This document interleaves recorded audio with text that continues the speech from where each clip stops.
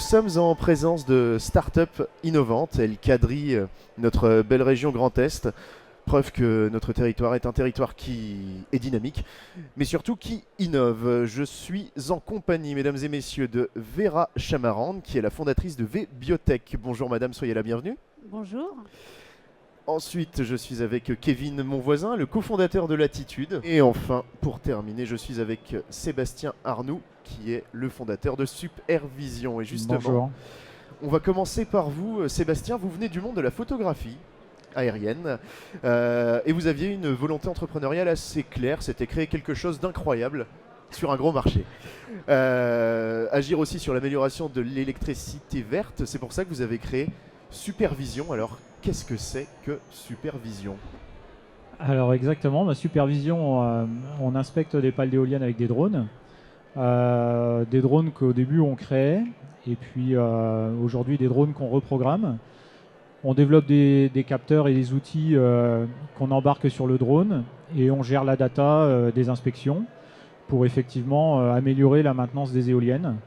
Donc on détecte des défauts, on fait des mesures sur le chemin de foudre des pales d'éoliennes, et puis on analyse les images et on rend des rapports d'inspection pour les exploitants et les propriétaires d'éoliennes en France, en Europe, au Brésil. Très bien, merci. Alors, créer une entreprise comme Supervision en 2017, ça n'a pas dû être quelque chose de très facile, dans le sens où le drone est arrivé en 2012 seulement. C'est un sacré pari quand même. Ouais, exactement. Au début, notre enjeu, c'était déjà de sécuriser le vol du drone. Le drone, c'est un outil récent qui a été inventé en 2008, à peu près fiabilisé en 2012, mais 2014, sur la première inspection d'éoliennes que j'ai fait dans ma vie, on avait quand même des drones qui n'étaient pas très fiables, qui n'étaient pas très précis. Et au début, l'enjeu, c'était d'utiliser cet engin qui présentait un potentiel incroyable. Mais il y avait beaucoup de travail à faire autour de ce matériel-là. Mais justement, vous dites en 2017, les drones n'étaient pas spécialement fiables. Du coup, vous avez créé les vôtres, c'est ça ? Au début, effectivement, on crée nos drones. Ouais. C'était assez compliqué. Et puis derrière, le marché a évolué et DJI, le fabricant chinois, a pris une ampleur incroyable. Donc maintenant, on a arrêté, on utilise les drones du marché, mais on a toujours une compétence pour intervenir sur le drone en lui-même. Mais effectivement, au début, l'enjeu, c'était aussi de développer le porteur qui n'existait pas en fait. Les drones qui étaient capables de porter des masses importantes n'existaient pas à l'époque. Et puis dans une configuration qui convienne à l'inspection autour d'une pale d'éolienne. Ça n'existait pas non plus. Mais alors justement, vous ne faites pas que de l'image, en fait, vous faites précisément de la reconstruction.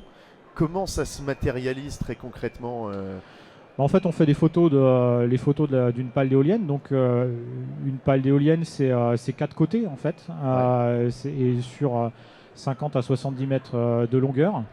Et là où au tout début, on rendait une clé USB au technicien avec 600 photos, l'enjeu de Supervision, au départ, a été de créer un cloud et de reconstruire l'image de la pale en assemblant les photos. Bon, maintenant, ça paraît un peu trivial parce que c'est pas très compliqué. En 2015, c'était pas si simple. Donc, l'enjeu, c'était justement d'organiser les données pour que ça soit utilisable. Vertueux pour la maintenance de la pale qui va arriver derrière avec les réparations, le devis de réparation et la réparation en elle-même. Et justement, en parlant de ce cloud, aujourd'hui, une éolienne, c'est combien de clichés, combien d'images ? 600 photos à peu près. Rien que ça. Ouais, 600 photos à peu près autour de chaque éolienne. On fait 10 à 12 éoliennes dans la journée. Donc en fait, on finit la journée avec plusieurs gigas de data qu'il faut gérer. Et alors, outre ces clichés, vous êtes aussi une des entreprises les plus avancées du monde sur la mesure des parafoudres. Est-ce que vous pouvez nous en dire un petit peu plus ? Alors, effectivement, sur l'inspection photo des pales, aujourd'hui, on est plusieurs au niveau international à faire ce type de diagnostic. Par contre, on est les seuls, Supervision, on est les seuls à avoir développé une gamme d'inspection autour de la pale éolienne. Et sur l'inspection du chemin de foudre de la pale éolienne, on est clairement leader sur le marché.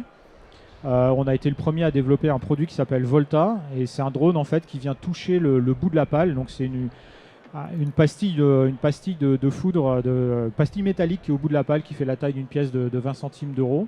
Et en fait, c'est la pale fait parafoudre avec un gros câble qui est branché à la prise de terre de l'éolienne, pour faire simple. Et donc nous, on a développé un drone avec une perche qui vient toucher avec précision cette pastille et qui fait une boucle électrique pour mesurer la résistance du parafoudre. Et donc ça, c'est vrai qu'on on a développé tout le système qui est sous le drone, toute la précision de vol et de touche. Et on a un savoir-faire qui est aujourd'hui reconnu et pour l'instant qui n'a pas encore été complètement copié. Et vous avez un autre programme assez phare qui s'appelle le programme Clarity, c'est ça ? Clarity, qui permet de détecter des défauts en profondeur, donc invisibles à la surface de la pale, par thermographie, et donc d'aller détecter des fissures dans l'épaisseur de la fibre avant que la fissure devienne débouchante et soit visible en photo. Et donc Clarity, c'est un projet qu'on a développé dès le début de supervision avec l'Université de Reims notamment, et sur lequel on a un brevet avec l'Université de Reims et NJ Green. Très bien, merci beaucoup. Sébastien, dernière question sur les accompagnements. Je vois que vous avez un magnifique pins de la French Tech.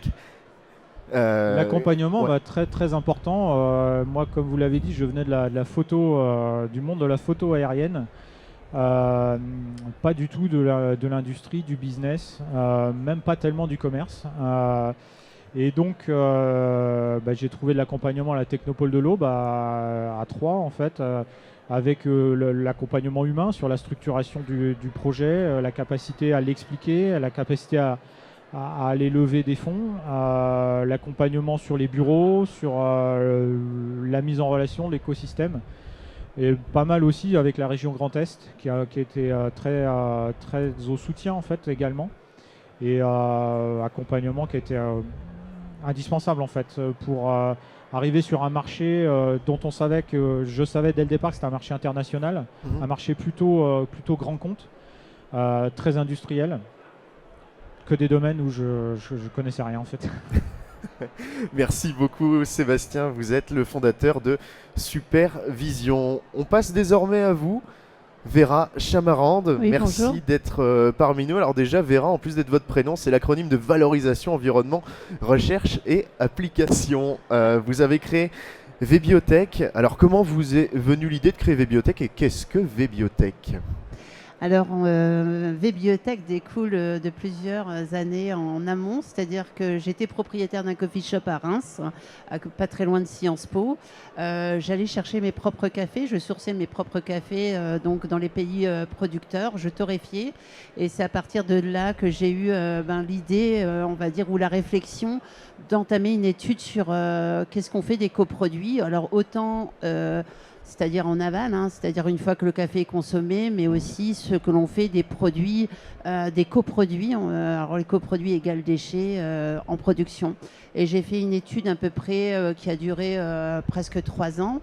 Et en 2019, donc j'ai deux personnes de la région qui sont passées par mon coffee shop et qui m'ont proposé d'aller aux Journées des industries végétales à Reims, qui était organisée à l'époque par la SFR Condorcet. Et c'est là que j'allais aussi rencontrer mon futur associé, qui est Florent Allais, qui est directeur de l'unité de recherche d'AgroParisTech à l'URD-API à Pomacle. Et une troisième associée qui était une étudiante de Sciences Po qui avait fait MIT Paris School of Economy et qui a dit « moi j'interviens sur la partie finance ». Donc en 2022, on a créé notre start-up qui s'appelait Vera. Valorisation, environnement, recherche, application. Alors c'était très bien, mais sauf que ça faisait un peu long et c'était très difficile pour moi de dire je suis CEO de Vera et je m'appelle Vera. Donc on a changé de nom il y a 2 ans pour s'appeler VBiotech. Voilà, donc VBiotech est une start-up spécialisée dans la valorisation. On est connu principalement pour le marc de café. Donc on valorise les coproduits du café, le marc de café. On extrait des molécules, on extrait des huiles. Donc ça, c'est plutôt pour le marché applicatif de la cosmétique. Et post-extraction, il nous reste à peu près 88% de matière. Et ce sont ces 88% de matière que nous allons en fait destiner justement à l'industrie des matériaux, des colorants chimiques pouvant s'appliquer dans autant de produits qui sont quasi indéfinis, soit en alternative pour les colorants, soit en alternative pour les plastiques. Donc aujourd'hui, on reprend les laboratoires d'AstraZeneca pour y asseoir notre centre de R&D et on construit notre première usine aussi en région Centre-Val de Loire. C'est tout simplement une position stratégique. Et on a aussi négocié 10 000 tonnes de marc de café auprès de Veolia, notre partenaire. Voilà. Rien que ça. Vous avez aussi levé des fonds récemment, c'est ça? Oui, on a levé des fonds, donc en pré-seed et en seed. Ouais. Et là, on démarre notre série A pour un montant de 3,5 millions donc pour le laboratoire d'AstraZeneca. Et aujourd'hui, l'ambition, c'est très clairement de devenir le leader finalement de la valorisation des produits du café. Ouais. Complètement, oui, c'est ça. Déjà en signant avec Veolia le plus gros partenariat aujourd'hui sur le marc de café en Europe, voire dans le monde, on est quasi la seule start-up à avoir sécurisé autant. La sécurisation est importante parce que si on ne sécurise pas la filière et les gisements en amont, on ne peut pas répondre à l'industrie, par exemple comme l'industrie du plastique ou des colorants chimiques, parce que tout de suite, ce sont des tonnages et on doit avoir une répétabilité aussi dans nos lots. Donc ils doivent être processés. Donc on est aujourd'hui ingrédientiste. Vraiment, si on devrait se donner une étiquette sur la partie matériaux, on est vraiment ingrédientiste et on va produire des poudres à façon. Et justement, parlons-en de ces matériaux. Vous êtes venu, Vera, avec... Quelques produits, quelques bizarreries, si j'ose dire. Est-ce que vous pouvez nous en dire un tout petit peu plus? Oui, bien sûr. Sur cette partie-là, par exemple, on a utilisé notre marc de café processé. Donc, on y a extrait déjà nos molécules, nos huiles. Et à partir de cette poudre-là, on va la microniser à façon de manière à remplacer les colorants chimiques.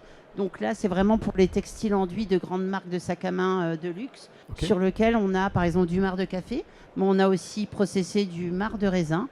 Et aujourd'hui, on va même un peu plus loin puisqu'on va sur de la finition pour attirer l'automobile, sur lequel on va pouvoir faire de l'embossage, de la personnalisation, comme par exemple le groupe Accor, le groupe Louvre, qui sont déjà intéressés par nos produits pour les mettre sur des supports bien spécifiques. Donc tout ça, c'est d'ores et déjà commercialisé? C'est en cours de commercialisation. Ouais. Voilà, on rentre dans notre go-to-market et nos POC sont en train d'être validés par les grandes entreprises.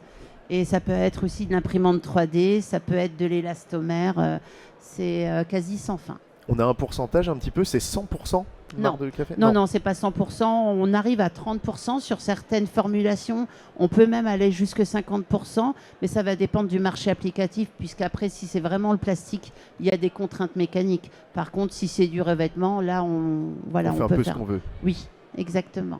Merci beaucoup, Merci. Vera Chamarande. Vous êtes la fondatrice de V-Biotech. Merci. On passe à notre dernier invité sur ce créneau. Il s'agit de Kevin Monvoisin, qui est le cofondateur de Latitude, qu'on ne présente plus, mais vous allez nous la représenter quand même, cette start-up. Eh bien, avec plaisir pour présenter Latitude. Donc nous, dans les grandes lignes, on développe un lanceur, une fusée dédiée à des petits satellites qui aujourd'hui ont en fait du mal à trouver leur place en orbite.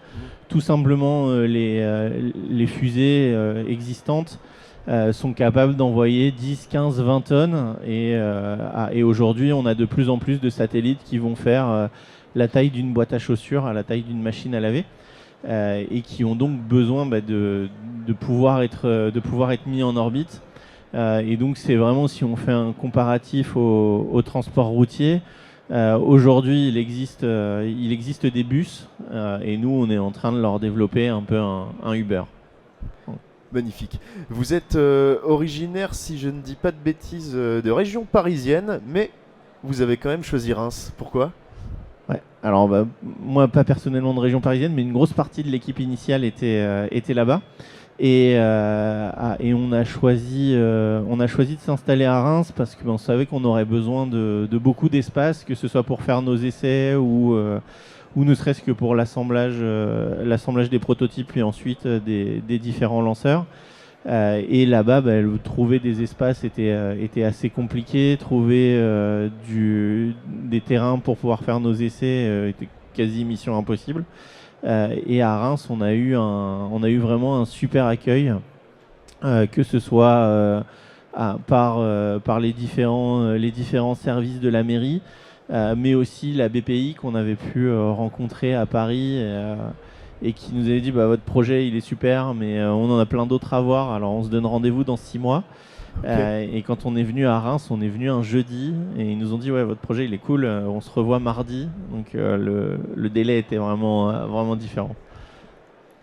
Justement, vous avez créé Latitude en 2019, c'est bien ça? Ouais, c'est bien ça. 7 ans après, on est quand même sur 180 collaborateurs et bientôt une usine. Et je crois savoir que vous avez un destin un peu lié avec Vera, c'est bien ça? C'est bien ça. Donc ouais, on a créé l'entreprise en 2019, vraiment accéléré en septembre 2020 avec notre première levée de fonds. Donc on est passé de 6 personnes à ce moment-là à 180 personnes aujourd'hui. Et c'est vrai une future usine donc sur l'ancien site d'AstraZeneca où VBiotech récupère les labos et où on récupérera une grosse partie du reste du site pour être capable d'atteindre notre objectif d'industrialisation et de faire 50 lancements par an d'ici le début de la prochaine décennie. Et justement, ces 50 lancements par an, on les fait où? Il est où votre centre d'essai? Alors les lancements, ils auront lieu depuis Kourou en Guyane. Nos essais, eux, ont lieu à Vatry, sur un aéroport qui est à 45 minutes du sud de Reims. Et c'est vrai que c'est un atout assez majeur. On avait fait nos premiers essais en Écosse, dans les îles Shetland. Donc c'était à peu près 17-18 heures de trajet, des ferries, etc. Enfin bon, une belle Super aventure. pratique. Aujourd'hui, c'est 40 minutes en voiture, c'est quand même beaucoup plus simple.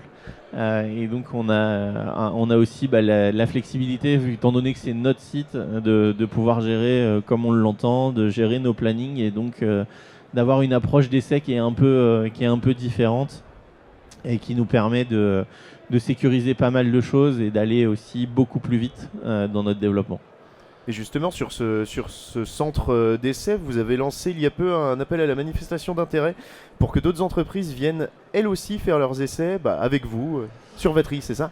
Oui, c'est ça exactement. Donc en fait, ça reste un site assez unique aujourd'hui. Il y en a un seul autre en France qui est en Normandie et qui appartient à Ariane Group. En Europe, on les compte sur les doigts d'une main. Donc c'est un atout vraiment important et on y voyait là aussi l'opportunité d'aller aider d'autres entreprises à se développer. Et c'est pour ça qu'on compte accueillir prochainement d'autres entreprises du spatial, mais pas que, pour pouvoir faire leurs essais. Vous avez déjà des touches à date? Oui, on a déjà des touches, nos entreprises françaises, allemandes, suisses, plusieurs touches. Ouais. Très bien, parfait. Et le premier vol alors, parce que ça c'est la question je pense qui taraude un peu tout le monde, c'est pour quand? Le premier vol il est prévu donc sur la deuxième partie de l'année prochaine. On n'a pas de date exacte, on est encore soumis potentiellement à quelques aléas sur les essais à finaliser. Mais aujourd'hui on est en ligne avec ce planning. Et toutes les équipes sont sur le pont pour être capables de le tenir et qu'on puisse réussir ce premier vol d'ici une bonne année. Kevin, une dernière question qui moi me taraude. Vous fondez une entreprise à Reims et vous allez envoyer des fusées dans l'espace depuis Kourou, c'est donc ça le multiverse? Je sais pas. mais oui, non, c'est une aventure qui est assez incroyable. On est heureux de pouvoir développer ça, de le faire en France et à Reims. Aussi de pouvoir accueillir tout un tas de personnes qui viennent des quatre coins du monde. Parce qu'aujourd'hui, dans les 180 collaborateurs de Latitude, il y a un peu plus de 20 nationalités différentes. Avec des personnes qui viennent des États-Unis à la Nouvelle-Zélande en passant par l'Inde, le Liban, etc. Et donc c'est vrai que c'est aussi enrichissant d'avoir des personnes de tous ces horizons-là dans la même équipe. Merci beaucoup Kevin, on souhaite une très belle trajectoire à Latitude. Merci à vous trois d'avoir été présents, preuve que le territoire du Grand Est est particulièrement dynamique. Alors on vous souhaite bon vent et bien évidemment on vous souhaite d'être une multinationale dans 10 ans, pourquoi pas. À bientôt, merci beaucoup.